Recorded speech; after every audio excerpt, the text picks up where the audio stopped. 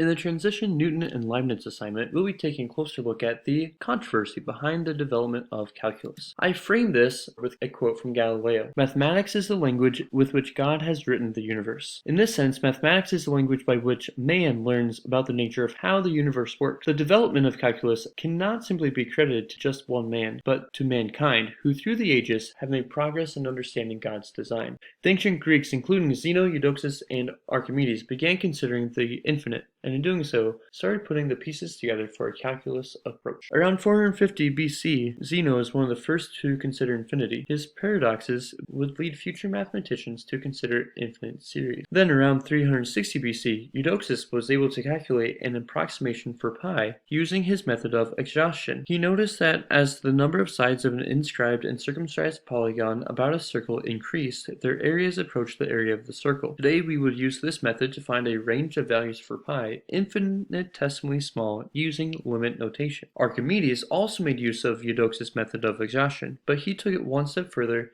applying it to a third dimension when he took an infinite number of slices of a cone and cylinder in order to discover the volume of a sphere to be 4/3 pi r cubed. In the 17th century, mathematicians were making strides in both areas of quadrature and tangents, although through the work of many of these pronounced mathematicians, a final connecting piece was not made. Fermat was one of the greatest French mathematicians. He not only made progress in describing the maxima and minima of different functions, he also contributed to finding the tangent of a curve. Pascal was also one who was just on the verge of discovering calculus, but did not quite make that final leap. Wallace is rightly seen as one of the forebringers of calculus, but many contemporaries criticized his work for being non-rigorous. His methods of induction and interpolation were incomplete. Boyer described him as being long on discovery, but short on rigor. Barrow in many instances unknowingly followed in Fermat's footsteps. He could explain a method of tangents similar to that used in differential calculus. So Newton discovers calculus, but he doesn't initially publish it. One thing to note of importance is his view of variables as flowing quantities and describes the rates of change as fluxions. He was not the first to differentiate or even to integrate. His discovery consisted consolidation of these elements into a general algorithm applicable to all functions. His calculus again viewed both variables x and y in relation to time first. His changes in variables dy dt and dx dt are measured in respect to time, and then time will cancel out algebraically. Leibniz also discovers calculus. As you see, there's quite a gap between Newton's first discovered calculus and when he published his finding. Leibniz was in many ways self-taught. Much of the work is unique